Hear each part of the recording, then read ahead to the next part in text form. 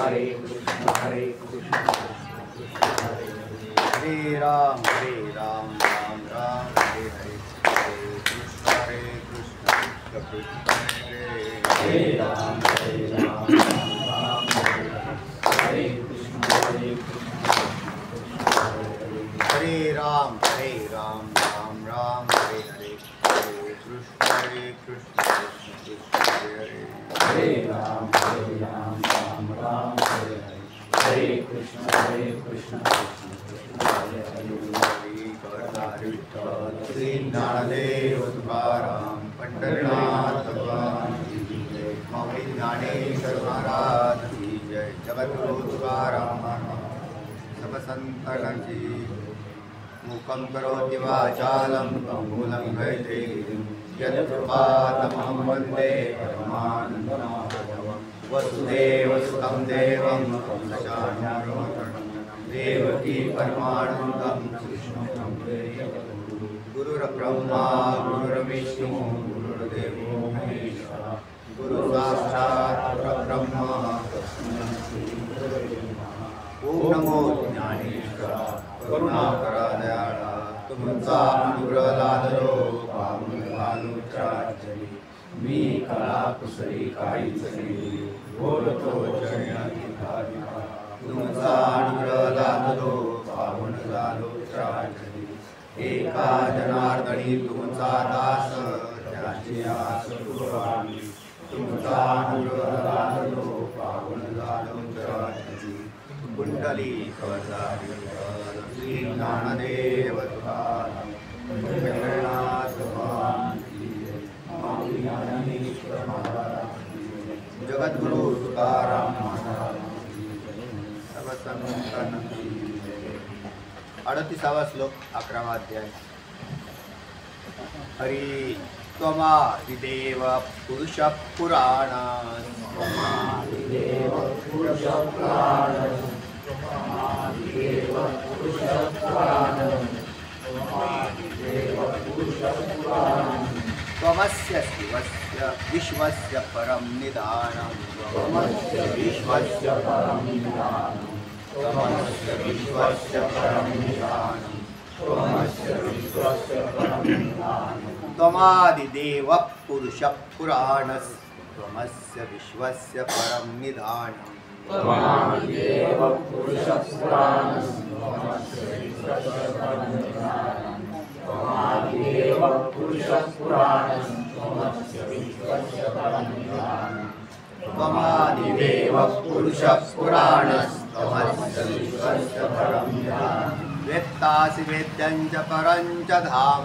वेत्तासि वेद्यं च परं च धाम वेत्तासि वेद्यं च परं च धाम वेत्तासि वेद्यं च परं च धाम त्वया ततं विश्वमनन्तरूप त्वया ततं विश्वमनन्तरूप त्वया ततं विश्वमनन्तरूप त्वया ततं विश्वमनन्तरूप वेत्तासि वेद्यं च परं च धाम त्वया ततं विश्वमनन्तरूप वेत्तासि वेद्यं च परं च धाम त्वया ततं विश्वमनन्तरूप वेत्तासि वेद्यं च परं च धाम त्वया ततं विश्वमनन्तरूप वेत्तासि वेद्यं च परं च धाम त्वया ततं विश्वमनन्तरूप त्वमादिदेव पुरुष पुराणस्त्वमस्य विश्वस्य परं निधानं वेत्तासि वेद्यं च परं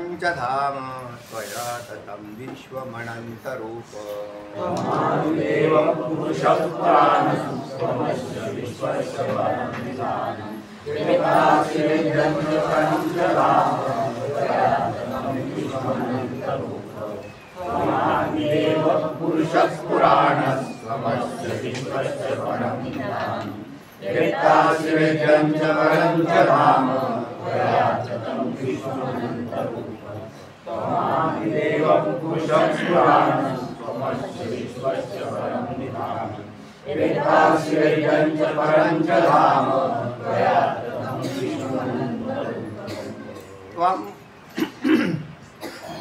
त्वम् आदिदेवः पुरुषः पुराणः त्वम अस्य किंवा त्वमस्य डायरेक्ट म्हणलं तरी चालेल, कारण जोडूनच येत असतो नेहमी शब्द. विश्वस्य परम निधानम वेत्ता असि वेद्यं च परं च धाम त्वया ततं विश्वम अनंतरूप. त्वम आदिदेवः पुरुषः पुराणः त्वम अस्य विश्वस्य परम निधानं वेत्ता असि वेद्यं च परं च धाम त्वया ततं विश्वम अनंत रूप. काय शब्द काय शब्द नाही तो पुराण सर्व धन्य असेल. हां वेगळं आहे का त्यात काय लिहिलं? हां मूळ श्लोकात. हां मूळ श्लोकात बघा ती कोणती ज्ञानेश्वरी? साखरे महाराजांच्या दोन आहेत, ते वेगवेगळे आहेत. सांप्रदायिक ती वेगळी आहे, ती दिसते मला. नाना महाराजांची वेगळी आहे, किसन महाराजांची. हां हां किसन महाराजांची. विनायक महाराज. हां पुराण समस्या. हां त्यात चुकलं आहे का? म्हणजे चुकलेला असेल तर दुरुस्त करा. जसा उच्चार केला आत्ता तसा. चला सांगताय का? तुम्ही सांगा, त्यांचं लक्ष नव्हतं. त्वम आदिदेवः पुरुषः पुराणः त्वम त्वम अस्य विश्वस्य परम निधानं वेत्ता असि वेद्यश्च वेद्यं च परं च धाम च म्हणजे आणि तसेच त्वया तं विश्वम विश्वम अनंतरूप. हां देवाचं वर्णन करणारा हा श्लोक आहे. भगवंत कसे आहेत याचं सुंदर वर्णन या श्लोकात अर्जुनाकडून आलेलं आहे. की तू देवा कसा आहेस, असं कसा कळाला तसा आहे. देव कसा आहे असं जर म्हटलं, प्रत्येक व्यक्तीची मुलाखत घेतली आपण, भक्तांची बी घेतली आपण, असं बोलतो. बाकीच्या लोकांचा तर विषयच नाही, नास्तिक नाही राहायला. पण आस्तिकाची आपण मुलाखत घेतली, प्रत्येकाला विचारलं सांगा बरं देव कसा आहे, तर प्रत्येक व्यक्ती त्याला जसा कळला तसा तो कथन करेल. म्हणजे त्याच्या कळण्यामध्ये म्हणजे जर समोर असे 4-5 जण बसलेले असतील, असा आहे असं एखादा म्हटला, हा तसा असू शकतो बरं का, असा तो संशय व्यक्त करू शकतो, कारण त्याला तो तसा कळालेला नसतो. प्रत्येकाला जसा अर्जुनाला सुद्धा देव कळत चाललेला आहे. हळूहळू तो देव कळत चालला. देव कळत चालला म्हणजे स्वरूप कळत चाललं, म्हणजे मी कळत चाललो. देव कळाला तरी तुम्हाला कळता. मी कोण आहे हे कळायचं असेल तर देव कळावा लागेल, आणि मी कोण आहे हे मला जर कळालं तर देवसुद्धा कळाला. दोन्हीपैकी एक कोणतंही जा.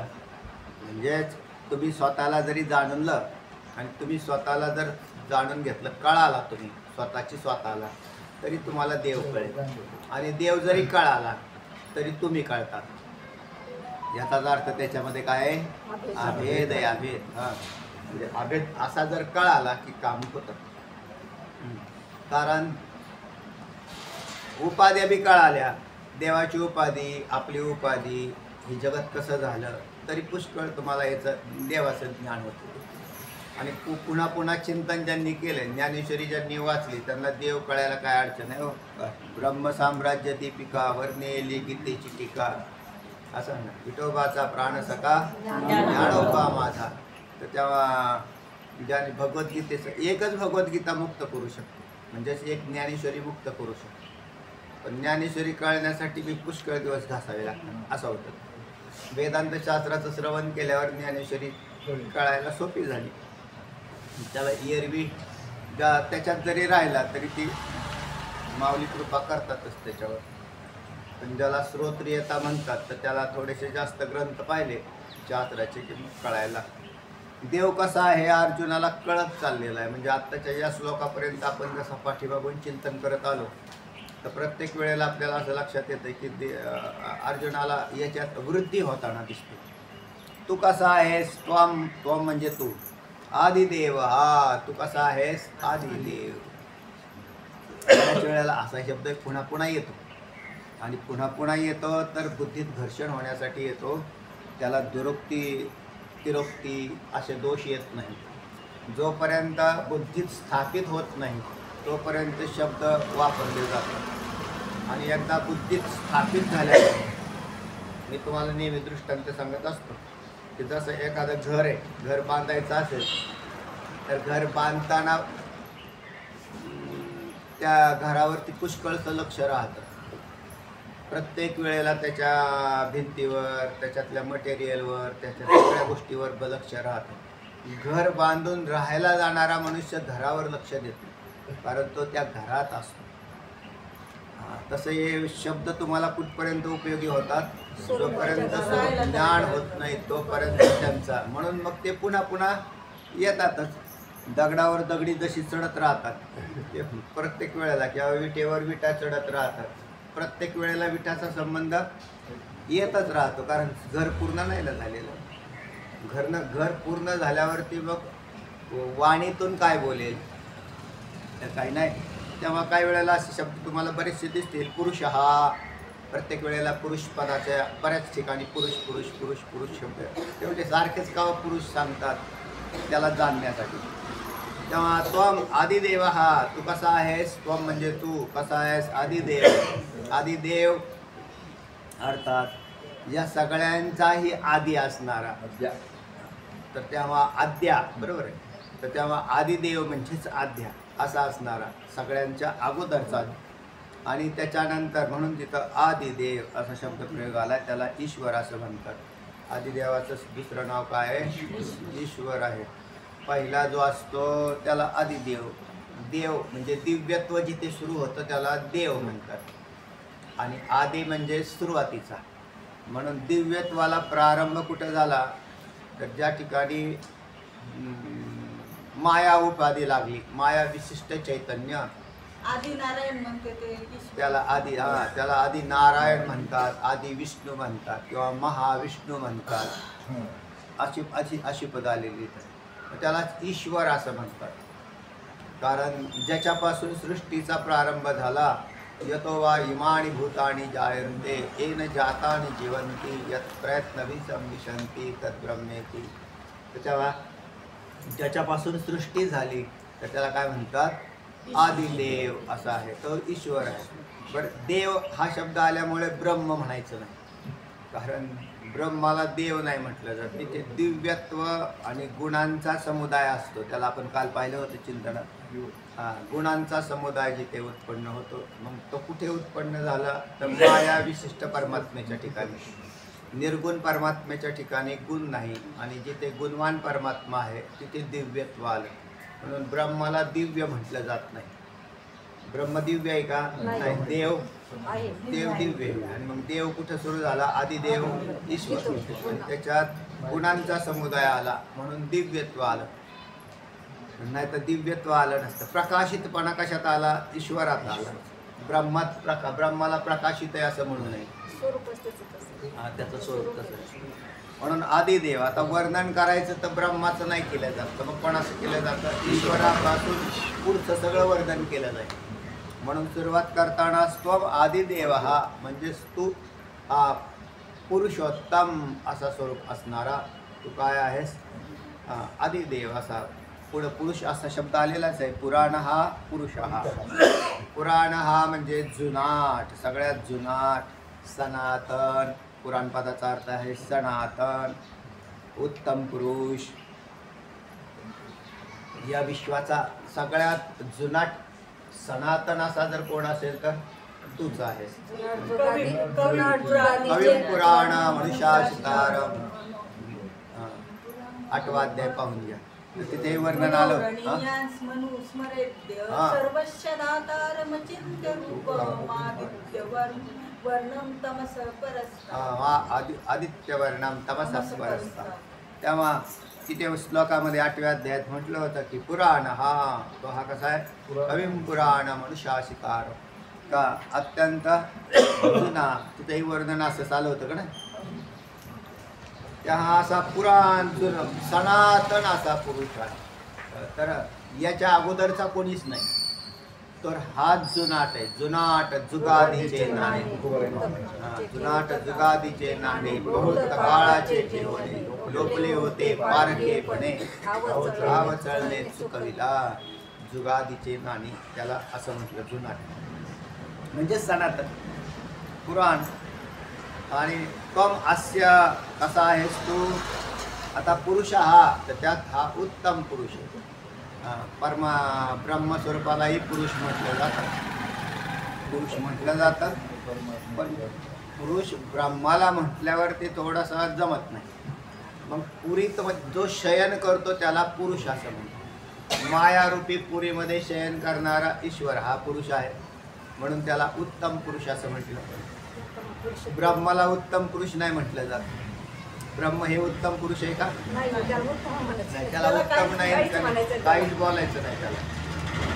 म्हणून उत्तम पुरुष हा अनादि जुनाट सनातन आदिदेव हा उत्तम पुरुष आहे.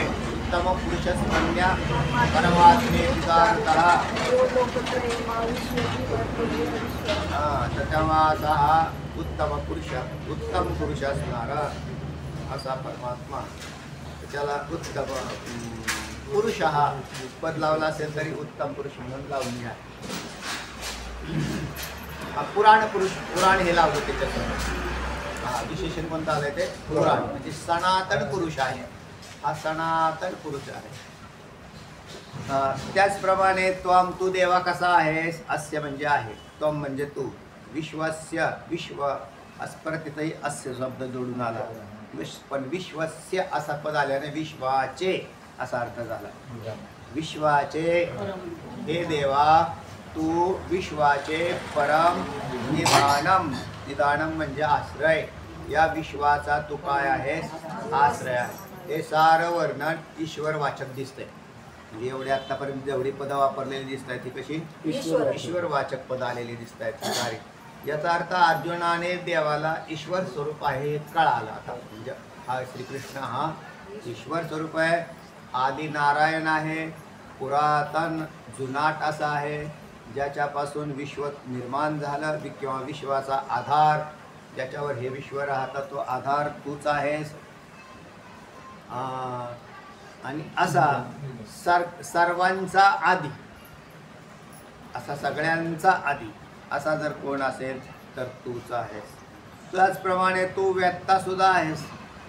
वेत्ता असी वेद्याने वेद्यम वेत्ता असी असे म्हणजे आहे. तू वेत्ताही आहेस आणि वेद्यम बी असी दोन्हीलाही असे लावा. तू वेत्ता त्वम वेत्ता असी त्वम वेद्यम असी म्हणजे जाणणाराही तूच आहेस. आणि ज्याला जाणलं गेलं जात आहे ते तूच आहे. ज्ञेय स्वरूप तूच बनलेला आहेस आणि ज्ञाता सुद्धा तूच बनलेला आहेस. ज्ञाता म्हणजे ज्याला ज्ञान होतं असा ज्याला ज्ञान होईल तो ज्ञाता. ज्याचं होईल ते ज्ञेय. या विश्वामध्ये खरं तर एकच ज्ञेय पदार्थ आहे परमात्मा. भगवंत सोडून दुसरा पदार्थच नाही. म्हणून ज्ञेयही तूच आहेस आणि ज्ञाताही तूच आहे. चिंतन हां करावे ते सर्व सोडून द्यावे. हां ज्ञेय आणि ज्ञाता कुठं आले. वेद्य म्हणायचं. हां जनी पण तिथं जनी निंदते सर्व सोडून जावे. जनी वंद्यते सर्व वंद्य म्हणजे चांगला असेल ते असं. तिथं वेद्य हे पद आहे जाणणे वाचन. जाणण्याला वेद्य असं म्हणतात. वेद्यम तेव्हा शिकला वेद्य शब्द हा जाणणे आणि म्हणजे वेत्ता म्हणजे जाणणारा, वेद म्हणजे जाणणे. वेत्ता, वेद्य आणि वेद अशी त्रिपुटी झाली. तिथली त्रिपुटी कशी झाली? वेत्ता, वेद्य आणि वेद. वेद पदाचा अर्थ काय? जाणणे. अशी त्रिपुटी तयार झाली. आणि मग त्याच्यात ठीक आहे, याच्यातली शंका आहे, पण चिंतन करू आपण. थोडंसं आधी श्लोक पूर्ण करू. नंतर वेद्यांच परंच धाम, परमधाम त्वम, परमधाम तूच आहे. जर परमधाम कोणता असेल तर तो ते सुद्धा परमधाम पदाचा अर्थ आहे परमपद. म्हणजे परमधाम अंतिम अंतिम पद कोणतं जर असेल, परमपद आपण म्हणतो की, तर ते कोणतं असेल तर तेही तूच आहे. त्वया त्याचप्रमाणे तू कसा आहेस? विश्वम हे अनंत रूप, अनंत रूप हे विशेषणच आहे. हे अनंत रूपा त्वया विश्वम ततम, तू विश्वामध्ये व्यापलेला आहेस. ततम पदाचा अर्थ आहे व्यापलेला, परिपूर्ण, विश्वात परिपूर्ण भरलेला. ततम मया ततमिदं सर्वम असा ना, मया ततमिदं सर्वम जगद व्यक्तमूर्तिना, मया ततमिदं सर्वम जगद व्यक्तमूर्तिना मत्स्थानि सर्वभूतानि न चाहं ते अवस्थितः. मया ततम इदं सर्वम असं म्हटलं. मया तत इदं सर्वम, मीच सर्व काही व्यापलेलं आहे. ततम इदम, जे काही हे दिसतंय हे सारं मीच बनलेलं आहे. इथं म्हणतायत की तोच काही त्वया ततम विश्वम, संपूर्ण विश्व तूच व्यापलेला आहे. विश्वव्यापक कमळापती ज्याची गवळणी कडी घेते, विश्वव्यापक. इथेही तसं म्हटलं की तूच विश्वात भरून उरलेला आहेस. ततम इदम, त्या सगळ्यात परिपूर्ण असा बनलेला. तर अशा प्रकाराने अर्जुनाने देवाला जाणलेलं दिसतंय. आणि अनंत रूप आहेस, तुझ्या रूपाला काही मर्यादा नाही. रूपाला अनंत हे विशेषण लागून अनंत रूपा असं शब्दप्रयोग झाला. रूपा तर मायाकृत रूप आहे, मायेचं रूप आहे. आणि मायेची नावही आहेत. ज्याला रूप असतं बदलतं तेव्हा नाव सुद्धा बदलतं. म्हणून अनेक अनंत रूपा हे नाव त्याला साजेस आहे. कारण तो अनंत नाव आहे. अनंत नाव, अनंत म्हणती माझे या स्वामी ते, अनंत गुण त्यापे म्हणून या. त्याच्यात अनंत गुण येतात. अनंत गुण आले की अनंत रूप होतात, आणि अनंत रूप झाले की अनंत नाव होतात. म्हणून त्याच्यात तसं विष्णू सहस्रनामामध्ये 1000 नामांची हे केली भीष्माचार्यांनी गायलं. तर त्याच्यात 1000 नामं, 1000, पण 1000च आहेत असं नाही. आमच्या संतांनी बी त्याची नावं ठेवली. जी नावं तुम्हाला विष्णू सहस्रनामात कधी भेटणार नाही. काय विठाई किठाई माझे कृष्णाई कान्हाई. त्यात किठाई, किठाई कुठं आहे? विठाई ठीक आहे, विठ्ठल आई म्हणजे विठाई. पण आता किठाई या पदाचा अर्थ काय? अधिक मायाळू, आईपेक्षाही जास्त मायाळू असा कोण? कृष्णाई, कृष्णाला आई. कान्हाई, कान्हाई म्हटलं की त्याच्यात अजून प्रेम भरलं. तर हे अशा प्रकारचे अजून तुम्हाला काय आवडतं नाव असेल त्याचं तरी ते ठेवलं तरी जगात जे जे नाव उच्चारलं जातं ते ते साजे या विठ्ठल. काय अभंग प्रमाण ते तेच आहे. जे तुम्ही त्याला ज्या नावाने हाक मारता ते ते याला शोभून दिसतं. त्याला कोणत्याही नावाने हाक मारा तरी ते शोभून दिसतं. कारण जगातली सगळीच रुपयाची, म्हणून सगळीच रुपयाची. तर ते नाम काय करतं? ते कार्य प्रकर्षाने पुढे दाखवतं. म्हणजे त्याचं जसा म्हणजे शब्द हे नुसते शब्द नसतात, तर त्याचा यथार्थ वर्णन करतात, ओळख करून देणारे असतात.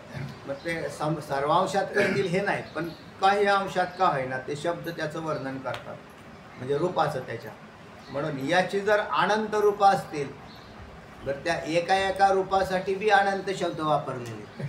म्हणजे नुसतं कृष्ण रूपाचं वर्णन करायला किती शब्द आले, कितीही शब्द वापरले. अनंत रूपे अनंत वेशे देखील ते का त्याला अनंत रूपात असेल तर अनंत रूपामध्ये असणाऱ्याचं वर्णन करायला शब्दही अनंत लागतात.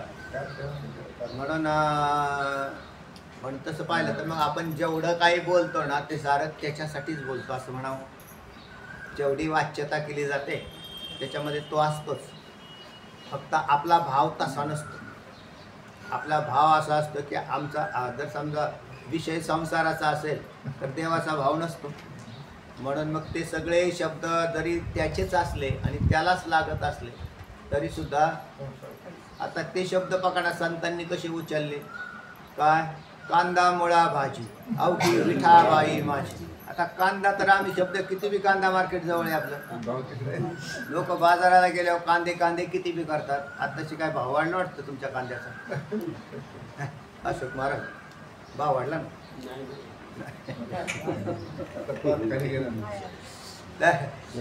तर देवाचा भाव कधी खाली पडत नाही. देवाचा भाव हा नित्य तत्स्वरूपाचा असतो.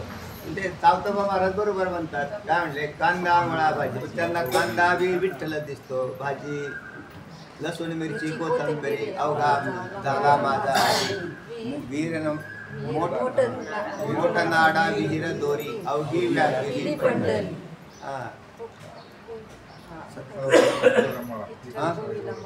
सावता म्हणे केला मला विठ्ठल पायी गोला. तेव्हा हा विठ्ठल म्हणजे तत्स्वरूप सगळे पदार्थ कसे पाहिले त्यांनी, विठ्ठल स्वरूपाचे पाहिलेले. तर मग त्यांना ते पदार्थ तसे भासतात. म्हणून म्हटलं जगातले सगळेच व्यवहार आणि सगळ्या पदार्थाची नावं, याला कांदा जरी म्हटला, याला बटाटा म्हटला, म्हणजे एखाद्या डोक्यात काय तुझ्या डोक्यात काय कांदे बटाटे भरले का रे? म्हणजे हो कांदे बटाटे, कारण कांदा म्हणजे विठ्ठल, कृष्ण म्हणजे बटाटा. काय अडचण नाही, याला कांदा बटाटा म्हणायला काय अडचण आहे का? पण भाव तसा पाहिजे. गवळणी पण चालल्या होत्या त्या दही दूध विकायला, तर त्या कुठं काय बोल, त्या म्हणायच्या दामोदर घ्या, कृष्ण घ्या, गोविंद घ्या. तर त्याच्यामध्ये हा भाव आहे की त्याला तत्स्वरूप पाहणं. म्हणून तो सगळ्या पदार्थांत आतून बाहेर भरलेला असेल, जगत व्यापलेला असेल, तिथं आलेलंच आहे त्याचं नाव की विश्वम अनंत रूप, विश्व अनंत रूपा. आणि तो विश्वामध्ये पुरून उरलेला ततम इदम. तेव्हा अशा प्रकाराने सरळ अर्थ झाला श्लोकाचा. त्वम आदिदेव, हा तू सगळ्यांचा आदी. देवांची सुरुवात जिथे होते त्याचं नाव आदिदेव. नाहीतर दिव्यत्वाचा जन्म जिथे झाला त्याला आदिदेव असं म्हणावं. आदिदेव काय आहे? दिव्यत्वाचा जन्माचं, कारण दिव्यत्वाचा जन्म होतो, पण कधी झाला हे नाही सांगता येणार, म्हणून आदी. कारण आम्ही विश्वामध्ये एकच पदार्थ अनादी केला, कोणता? हा ब्रह्म. तेव्हा ब्रह्म हा एकच पदार्थ अनादी झाला, बाकीचे पदार्थ अनादी नाही. अनादी नाहीत कारण त्यांची कुठेतरी उत्पत्ती केव्हा तरी कथन करावी लागेल, पण कथन करता येणं संभवनीय नाही. मग ईश्वर केव्हापासून? तुम्ही आहात तेव्हापासून, कारण त्यालाही अनादी म्हटलं आणि तुम्हालाही जीवाला अनादीच म्हटलं ना, त्यालाही अनादी. आणि मग ईश्वर केव्हापासून? माया उपाधी आल्यापासून. ती माया उपाधी केव्हापासून? अनादी. तिलाही अनादी म्हटलं, आपल्या अविद्यारूपी उपाधीलाही अनादी म्हटलं असा. आणि मग त्यांच्यामध्ये संबंध केव्हापासून होता? अनादी. म्हणून ईश्वराचा संबंध, ईश्वर आणि आपल्या ब्रह्म आणि मायेचा संबंध अनादी. कारण त्यांचा मायेचा आणि ब्रह्माचा संबंध आलाच केव्हा? ते म्हणले अनादी.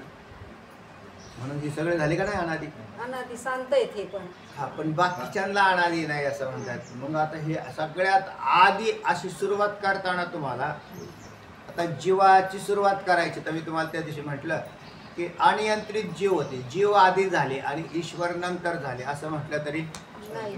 म्हणून एक तर युगपत मानावे लागतील तुम्हाला, सगळे युगपत मानावे लागतील.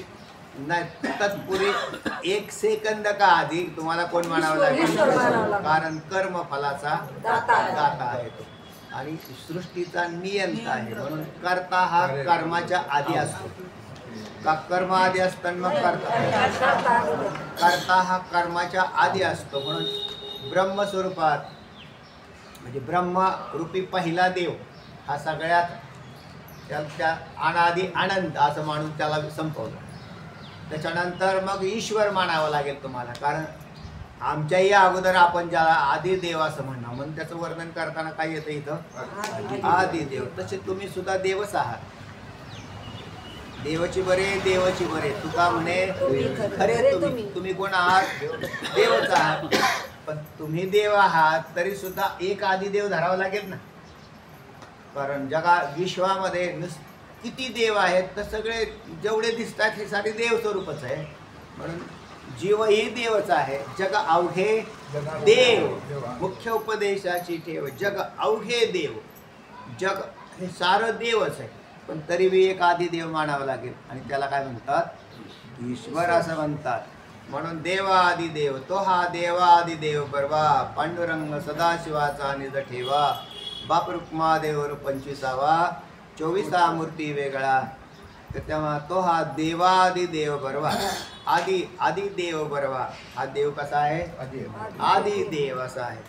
म्हणून त्याच्यात आदी देव आणि देवपदाच्या पासून देवपदाची दिव या धातूपासून देवपद झालं आणि त्याला आदी हे विशेषण लावून आदी देव असा भाग सांगून मग काय सांगायचं आहे तर आद्य म्हणजे जिथून माया विशिष्ट परमात्म्याची आपल्याला सुरू झाला त्याचं नाव आदिदेव. ज्या ठिकाणी माया विशिष्ट परमात्मा बनला तो आदिदेव आणि त्यापासून मग तो कसा आहे तर त्याचंच वर्णन आलेलं आहे. पूर्णतः ईश्वर स्वरूपाचं वर्णन या श्लोकामध्ये आलं. जवळजवळ याच्यात ब्रह्मस्वरूपाचं वर्णन नाही दिसत, तर ईश्वर स्वरूपाचं वर्णन याच्यामध्ये आलेलं दिसतंय संपूर्ण. तू ईश्वर स्वरूप आहेस, नाहीतरी विश्वरूप दाखवणारा कोण आहे? ईश्वर स्वरूपच आहे. तो काय इंद्रन चंद्रन महेंद्र अरे ते तुझ्या पोटातच आहेत ते, कारण त्यांच्यामध्ये तेवढी क्षमता नाही. इंद्र जर असेल तर देव नाही का? आहे. इंद्रदेव आहे, पण इंद्रदेवामध्ये तेवढी क्षमता नाही. कोणत्या इंद्रियाचा देव आहे इंद्र? कोणत्या इंद्रियाचा देव आहे? हां, बरोबर आहे. हाताचाच आपण परवा झालतो ना विषय. तर इंद्र हाताचा आहे, मग त्याच्याजवळ हाताचा आहे तर हातापर्यंत त्याच्याकडे डिपार्टमेंट मर्यादितच केलं ना, अमर्याद डिपार्टमेंट नाही. हा आदिदेव कोणत्या इंद्रियाचा आहे? तर तो सर्वात्मक आहे, सगळा सर्वात्मक असा आहे. म्हणून काय म्हटलं? यप्यन्य देवता भक्ता यजन्ते श्रद्धयान्विताः तेपि मामेव कौन्तेय यजन्ते अविधिपूर्वकम असं म्हटलं ना. लोक पूजा करतात पण ते अविधीने करतात. तर असं म्हटलं. वास्तविक पाहता सगळ्या देवांच्या मध्ये मीच बसलेलो आहे, पण लोक त्या देवाची पूजा करतात, माझी पूजा करत. यप्यन्य देवता भक्ता यजन्ते श्रद्धयान. यप्यन्य सगळ्या देवांच्या पूजा करतात पण माझी 9वा अध्याय. पण मला माझी म्हणून माझा भजत नाही, मी म्हणून माझी भक्ती करत नाही, तर अन्य म्हणून भक्ती करतात. यप्यन्य देवता भक्ता यजन्ते श्रद्धयान्विताः तेपि मामेव कौन्तेय यजन्ते अविधिपूर्वकम. मला माझी विधियुक्त पूजा माझी न करता अन्य पूजा करत राहतात. वास्तविक पाहता अहम क्रतुरहम यज्ञ स्वदाहम औषधम मंत्रोहमहमे वाच्यमहम अग्निरहमुतम. वास्तविक पाहता सगळ्या यज्ञांचा यज्ञ देवता कोण आहे? मीच आहे. मीच. म्हणजे आता तुम्ही एखाद्या देवतेची पूजा करत असताल त्या विशिष्ट यज्ञाच्या द्वारे आणि तो त्या देवतेसाठी संपन्न यज्ञ करत असतात, त्याच्यामध्ये हा नाही का हो? हा आहे. पण लोक माझी भक्ती पूजा न करता त्या देवतेची पूजा करून प्रसाद मिळवून घेतात. वास्तविक प्रसाद कोण देतो आणि कोण खातो? मीच. त्याच्यात यज्ञ देवता मीच आहे. हा हा, आपल्या पोटामधले बी तो वैश्वानर तोच आहे आणि यज्ञामधला सुद्धा तोच आहे ना. ब्रह्माग्नो ब्रह्मणाहुतम.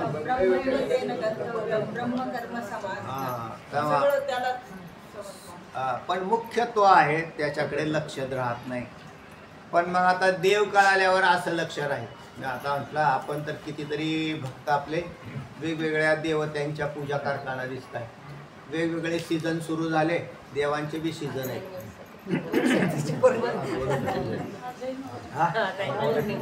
आज एक सीझन आहे तुमचा. मग आता चला म्हटले वडाला जाऊन येऊ. वडाला जाऊन गेला तर त्याच्यामध्ये कोण देवता आहे? तोच उभा राहिलेला आहे. या परंपरा ज्या आहेत शास्त्रानुसार आलेल्या अशा काही रूढी परंपरा यथार्थ योग्य आहेत, त्याच्यात काही शंका नाही. पण मग त्याच्यामध्ये पूजा करताना तो कशाची केली असं विचारलं त्या एखाद्या महिलेला की बा ते कशाची केली, म्हणजे वडाची केली ना, वडाची केली तर झाडाची केली असं होईल तो. तर त्याला त्याच्यामध्ये परमात्मा आहे ह्याचं ज्ञान थोडंसं ठेवा. नाही नाही याला हे असं असं करायचं, किती 7 फेरे मारायचे ना.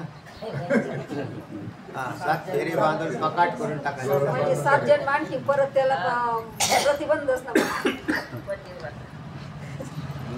असे जर 7 फेरे मारून सापडला असता तर मग काय झालं असतो?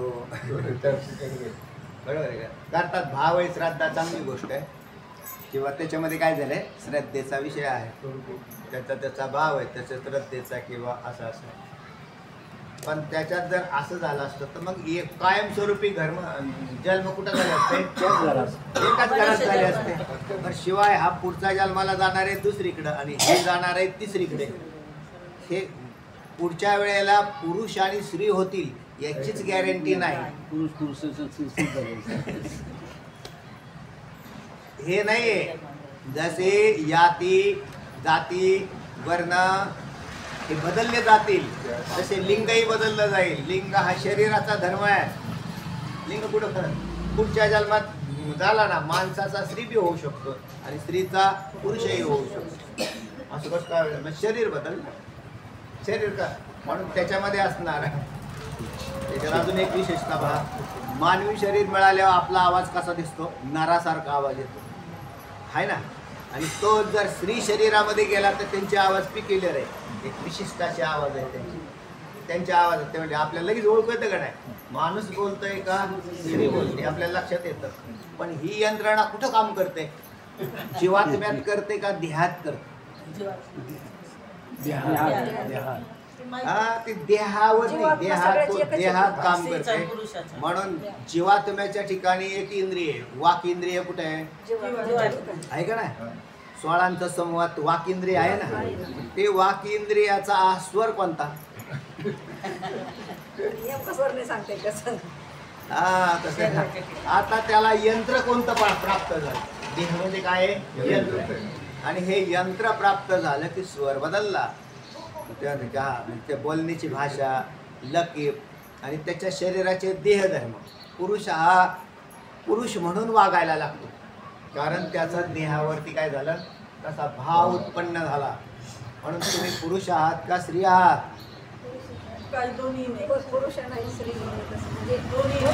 नवे पुरुषना कुठे काय प्रमाणे नवे पुरुषना नारी पण जेते होण्या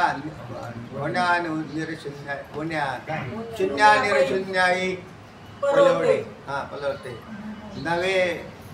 नवे पुरुषांना नारी पण जेते शून्या निर्शून्याही पराही परापश्चंतीचा प्रवेश नाही जेते हो.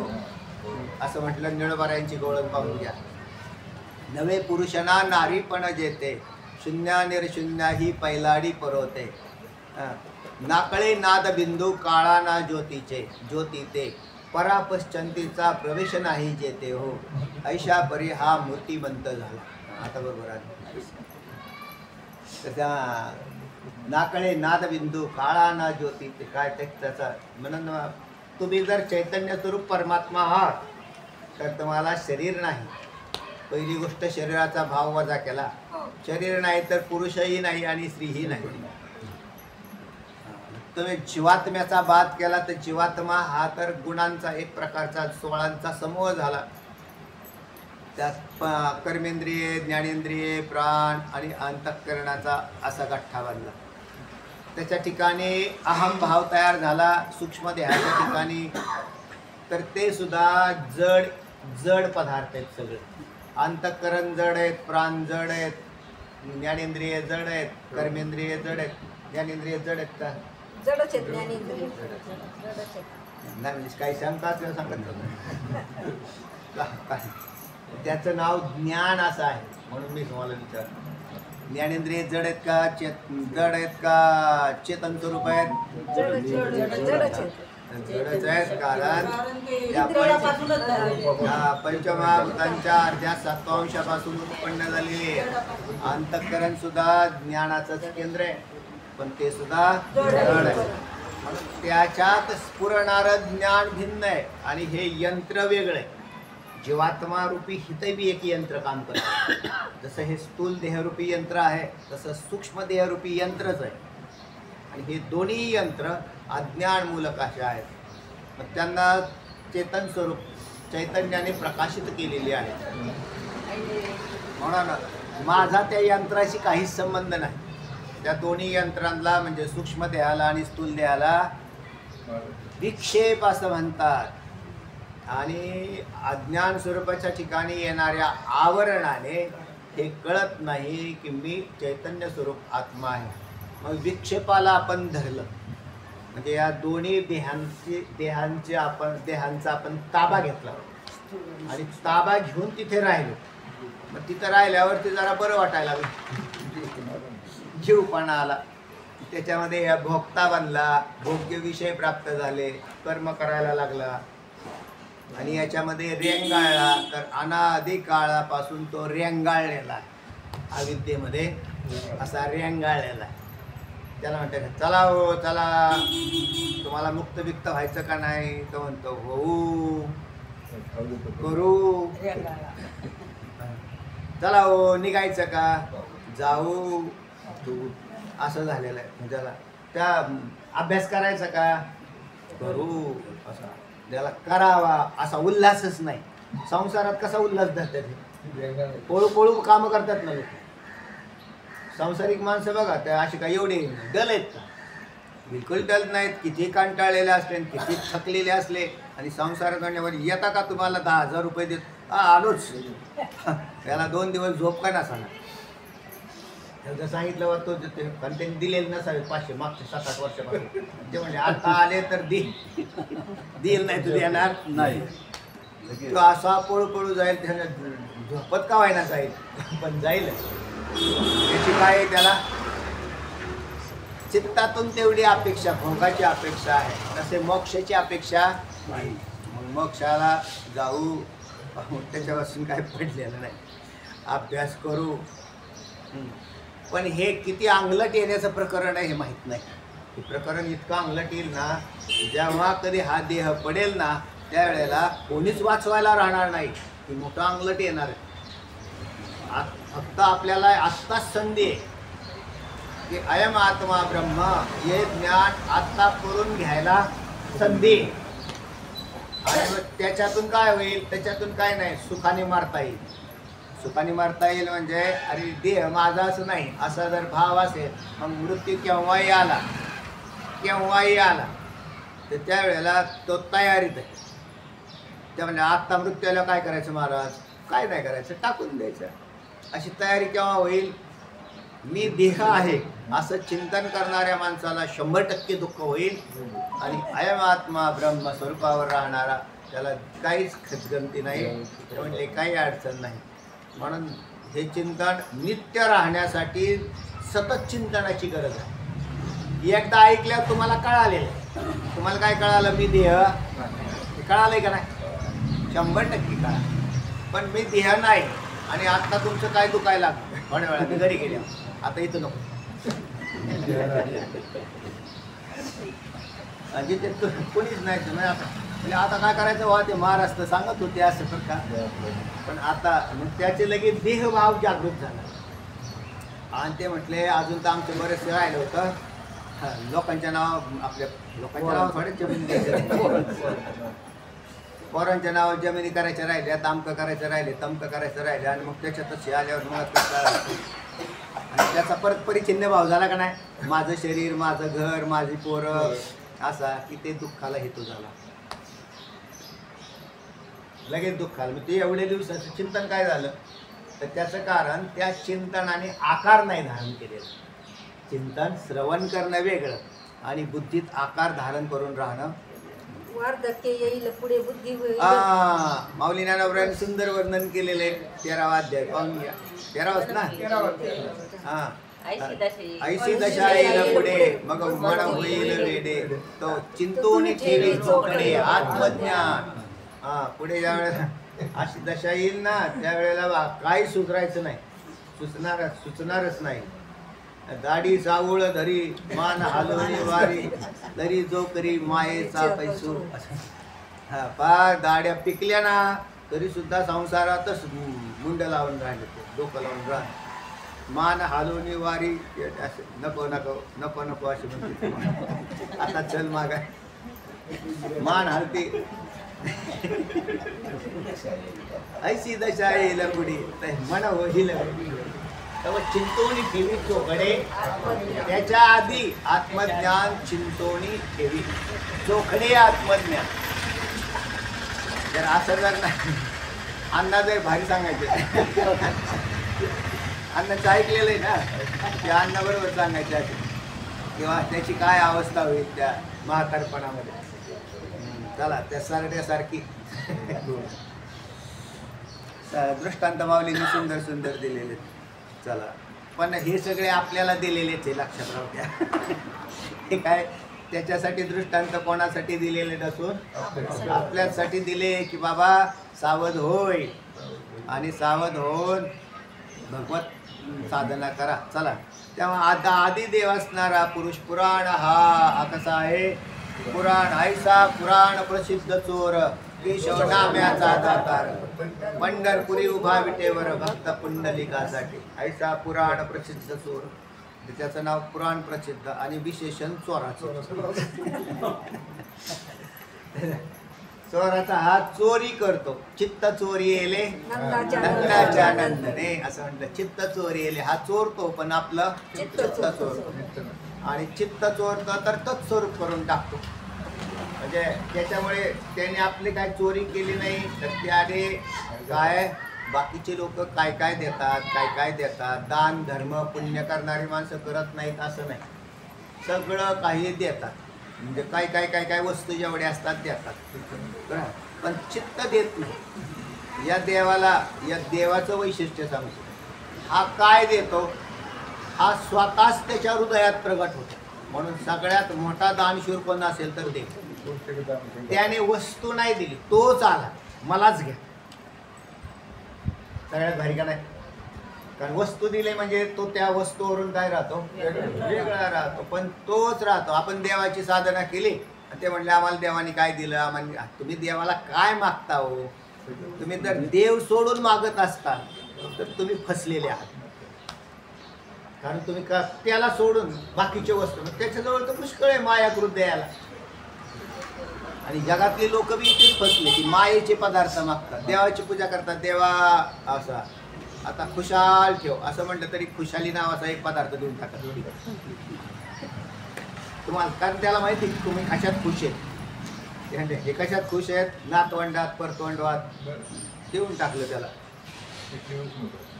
त्याने द्या किंवा माईक पदार्थ काय मागितले त्याला की तो खुशाल देतो. कारण त्याला ते म्हणतो की हा भक्त खालच्या लेवलचा आहे, हा काही एवढा विशेष नाही. आई भक्त असे आहेत आमचे संत महात्मे, ते म्हणतात काय पाहिजे ते म्हणले हे काही न मागती, या अजिबात काहीच मागत नाही, काहीच मागत नाही यालाच मागतात. ते काही न मागते असं नाही, काही मागतात. पण कोणाला मागितला? तू काही देऊ नको, तूच आमच्यामध्ये प्रगट, हेच मागितलं. हे सगळ्यात मोठं, कारण त्यालाच आत घेतल्यावर काय राहिलं? काय कमीच नाही. संताची घरी मज उपजवा जन्मांतरी मनसी काही मागा, मनसी काय म्हणजे भक्ती हेची देगा.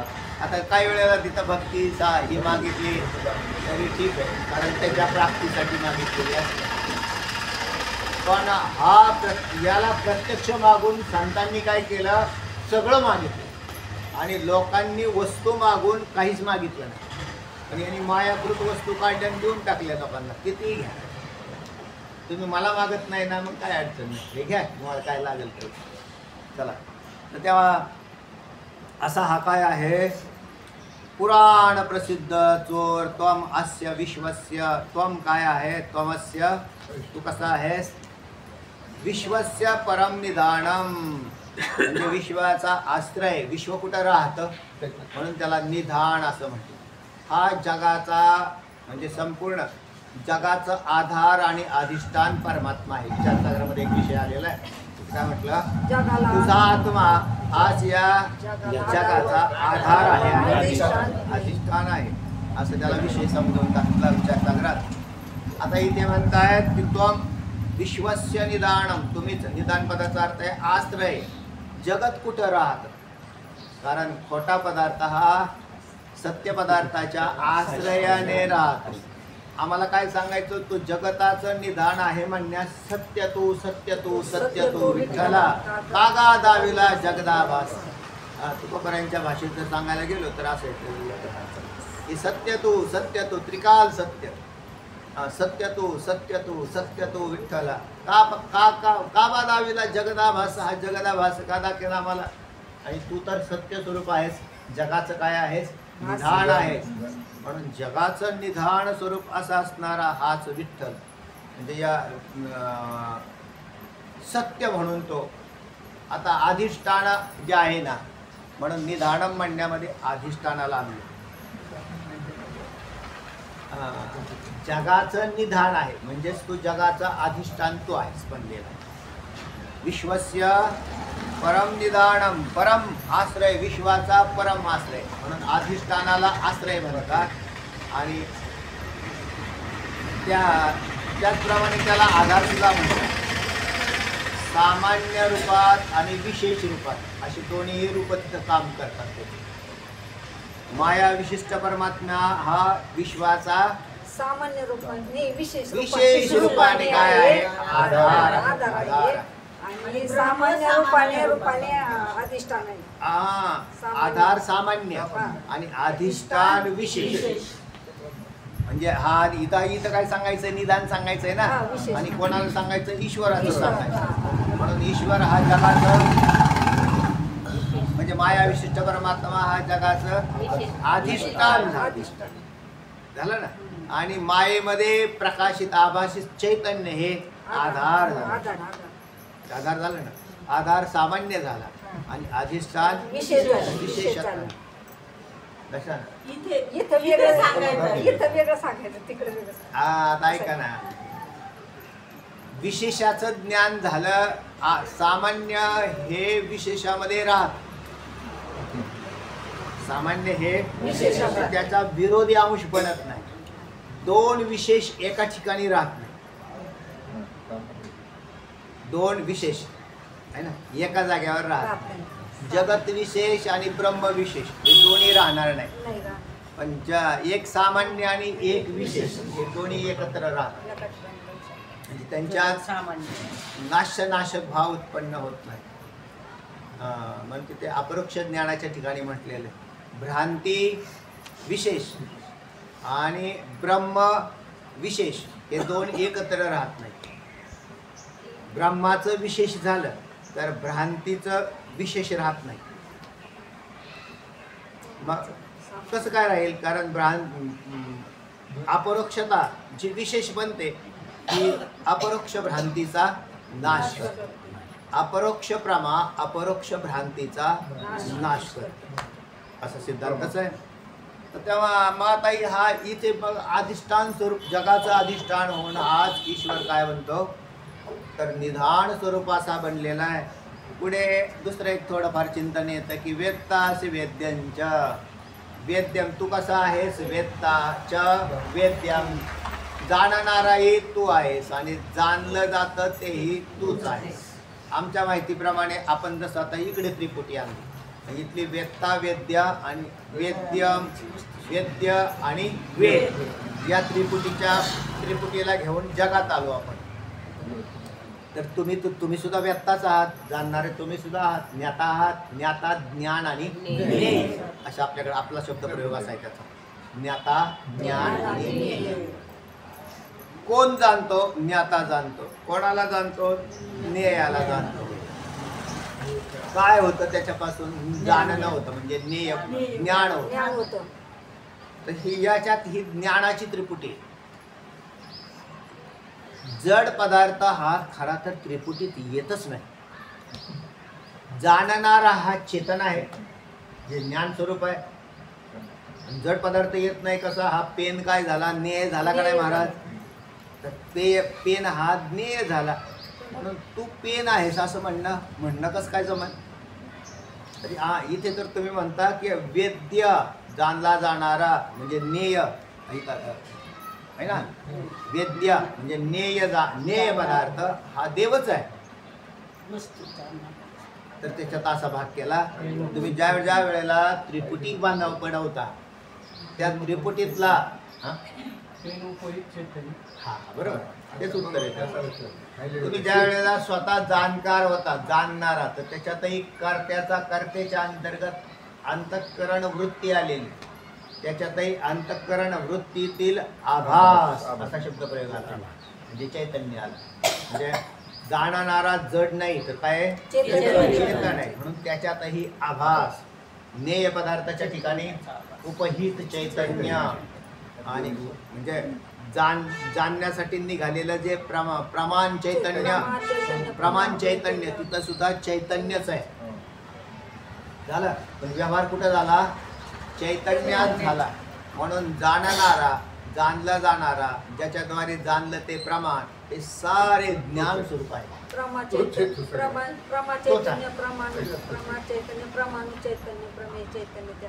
प्रमाता प्रमाण आणि प्रमेय. तर याच्यामध्ये आता त्याच्यात ज्ञानाचा यंत्रणा वापरली स्थूल दिसत असली तरी सुद्धा व्यवहार मात्र ज्ञानाचा आहे असं म्हणायचं आहे. तर तेव्हा असा परमधाम त्वया तत् विश्वम अनंत रूप. तू कसा आहेस? अनंत रूप असा आहेस. मी याचंही चिंतन आपण केलं मगाशी जास्त केलं. तर तो असा संपूर्ण जगात व्यापून पुरून उरलेला बापरुक्मा देवरू पुरोनी उरला सबाय जो भरला माझे हृदय माये. तेव्हा हा विश्वामध्ये अख्खा पुरून उरलेला आणि सुंदर वर्णन करणारे अशा प्रकारचा हा श्लोक आलेला आहे. तो प्रकृती पुरुषाची आधी जे महत्त्वा तुझी अवधी स्वये तो अनादी पुरातन. माऊली ज्ञानोबराय वर्णन करायला सुरुवात करतात. 4-5 ओव्या आलेले आहेत त्याच्यातल्या की तो प्रकृती पुरुषांची आधी. तू कसा आहेस? तर प्रकृती पुरुषाच्याही आधी. आता प्रकृती आणि पुरुष असा जो शब्द प्रयोग आलेला आहे आणि त्यांचा आधी सांगायचा आहे म्हणजे या पुरुषाच्याही आधी सांगायचा. माऊली ज्ञानोबरायांनी आधी या पदाचं स्वतंत्र लक्षण केलं. आता इथे तर आधी या पदाचा अर्थ तो त्यांच्याही अगोदरचा आहे. कोणाच्या? प्रकृती आणि पुरुषाची आधी. तर त्यांचा आधी प्रतिपादन केलेलं आहे. कारण हा इथे आधी पदाने ब्रह्म घेतलं कारण त्यांचा आधी तू आहेस. पुरुष या पदाचा अर्थ आपण ईश्वर केला आणि माऊली म्हणतायत. आता ही माऊलींची भाषा आहे ते माऊलींचं स्वतंत्र व्याख्यान आहे. तर तेव्हा तू कसा आहेस? तर प्रकृती. या सांख्यशास्त्रकारांनी 25 तत्व आणली. त्याच्यामध्ये पहिल्यांदा पुरुष, नंतर प्रकृती, नंतर महत्तत्व, नंतर अहंकार, नंतर पंचतन्मात्रा, नंतर 10 इंद्रिये, नंतर पंचमहाभूत आणि नंतर मन एक मानलेलं आहे. किती झाले? 25 25 झाले. तर हे 25 तत्व, त्याच्यामध्ये द्वितीय तत्व जे आहे ते प्रकृती, प्रकृती प्रधान असा शब्द प्रयोग करून त्यांनी त्याच्यानंतर, पण ते सांख्यशास्त्रकारांनी प्रकृती स्वतंत्र मानली, म्हणजे स्वतंत्र मानून त्याच्याकडे सगळं काही देऊन टाकलं. आणि पुरुषही मानला त्यांनी. सांख्यशास्त्रकारांनी पुरुष म्हणजे आत्मा मानला, पण तोही वेगळा आणि प्रकृती स्वतंत्र केली, असा प्रकार केलेला आहे. तर त्याच्यात गणित कसं चुकलं ते संपूर्ण शास्त्रकार आपण ज्या वेळेला विचारसागरामध्ये पाहिलं त्यावेळेला तिथे लक्षात येतं की त्याच्यामध्ये कशा चुका झालेल्या आहेत काही. पण चुका झालेल्या आहेत तर त्यांनी चुका का केल्या, तर तशा प्रकाराने केल्यावर काय होईल हे दाखवायचं होतं, म्हणून चुका करून ठेवल्या की दुरुस्त्या करावं. असं केल्यावर काय काय होतं. सरळ लिहिलं असतं तर ते मग कोणी नुसतं तेवढाच अभ्यास केला असता वेदांत शास्त्राचा. पण अन्य शास्त्रकारांनी जे वेगवेगळी मतं तयार करून चुका करून दाखवल्या की असं केल्यावर कसं होतंय ते पहा. तर त्यातला तो प्रकार आहे. बुद्धीला धार लावण्यासाठी, दार लावण्यासाठी आणि चुका लक्षात येण्यासाठी की पुरुष आहे कसा. म्हणजे तुम्ही मिश्रित पुरुष मानू नका, प्रकृती मिश्रित पुरुष नका मानू.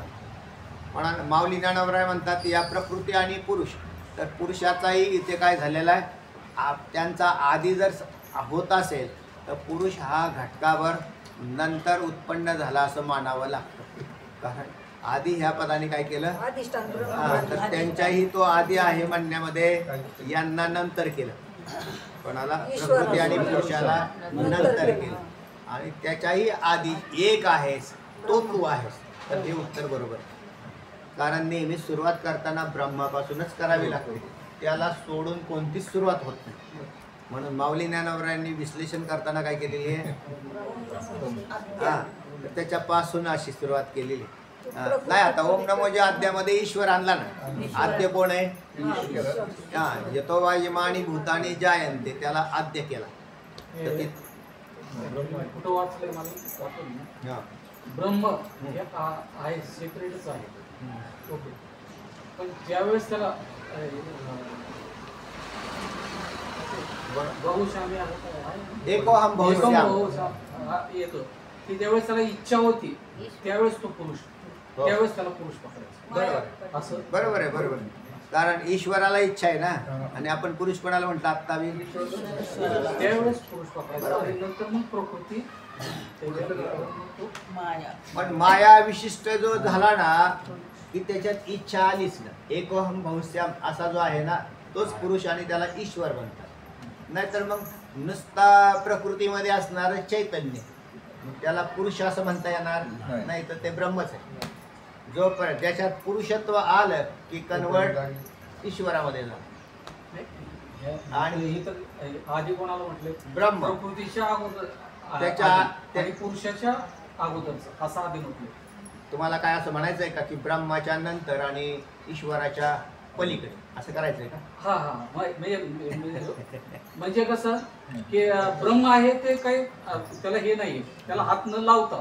पण ज्यावेळेस ब्रह्माचे हे होईल की मी एकोहम बहुश्याम, नाही नाही, त्यावेळेस त्याला जे हे झालं, इच्छा झाली, त्यावेळेस तो पुरुष झाला. आणि पुरुषाचं मग प्रकृतीचं हे संबंध आला की मग तुम्हाला असं म्हणायचंय केवळ माया उपाधिवान, माया उपाधी आली की जन्म. म्हणून त्याच्या आधी जर मांडलं तर एक तर दोन तत्व धरावे लागतात. एक पहा, घट बनताना म्हणजे चिखल तयार करावा लागेल है ना आधी. तर चिखल तयार करायचा तर एक पाणी आणि माती असे दोन मिक्स झाले. पाणी जोपर्यंत सेपरेट आहे तोपर्यंत पाणीच म्हणायचं त्याला, त्याला काय म्हणता येणार नाही. आणि मातीत पाणी आलं तर चिखलच करा झाला, म्हणजे त्याला त्याच्यात आणखीन दुसरं काय व्हरायटी तयार व्हायचं काही कारण राहिलं नाही. तसं मायेमध्ये चैतन्य किंवा चैतन्य स्वरूपाच्या ठिकाणी माया आली असं म्हटलं ना. माया ही चैतन्याच्या ठिकाणी आली तर त्या मायेमध्ये प्रकाशित चैतन्य बरोबर पुरुष, ईश्वर पुरुष झालाच.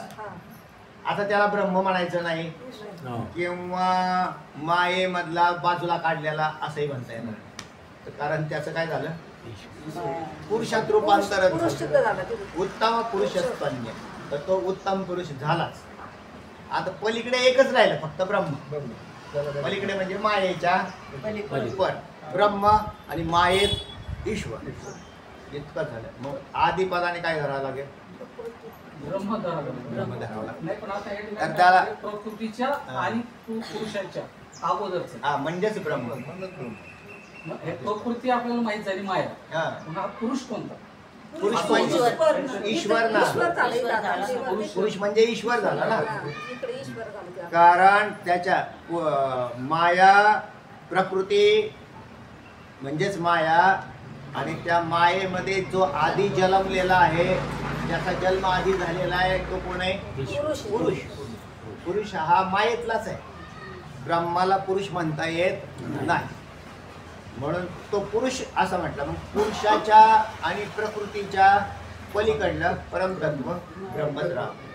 तरी तो प्रकृती त्यांना एक मध्ये आधी संधी तयार करून एक काढायचं आहे असं असं तर तसं काढण्यामध्ये काय स्वारस्य तसं नाही, तर एक परमतत्व नाही, तर मग त्याला एक तिथं एक आणखीन त्याचा एक आधी शोधावा लागेल.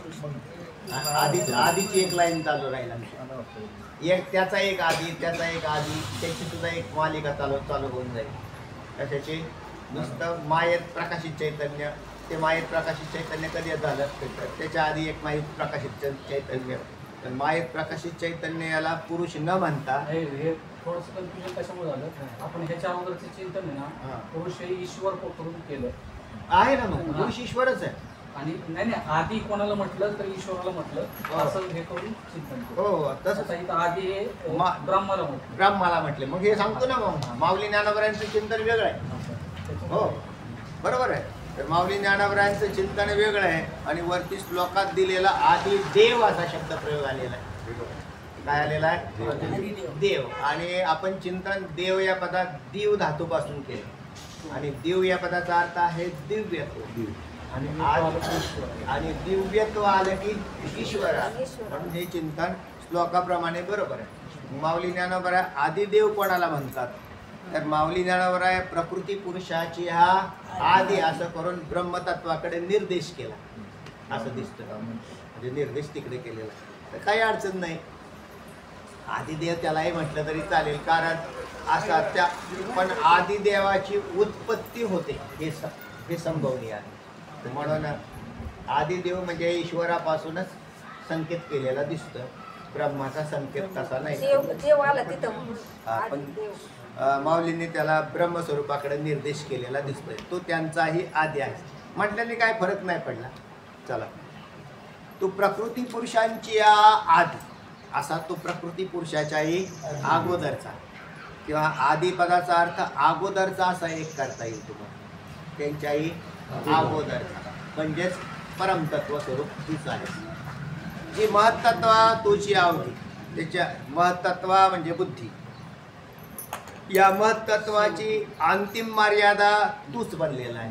महत्त्वाची अंतिम मर्यादा, बुद्धीचा जसा विश्वाचा जनिता आहे तसा हा बुद्धीचा सुद्धा जनिता आहे. आणि बुद्धीचे वैभव अन्य नाही तुझे, एका केशवराजे सकळ सिद्धी असं म्हटलं. तर अंतिम बुद्धी देवता कोण आहेस, तूच आहेस. महत्त्वाचा अंतिम अवधी कोण आहेस, तूच आहेस. आपण पुढच्या वेळेला आणखी चिंतन करू. आता आपली वेळ संपली. स्वय तो अनादि पुरातन, तू कसा आहेस, अनादि पुरातन असा तूच आहेस असं माऊली सांगतात. तोचं चिंतन नंतर करू. आणखी कुंडली पंढरीनाथ भगवान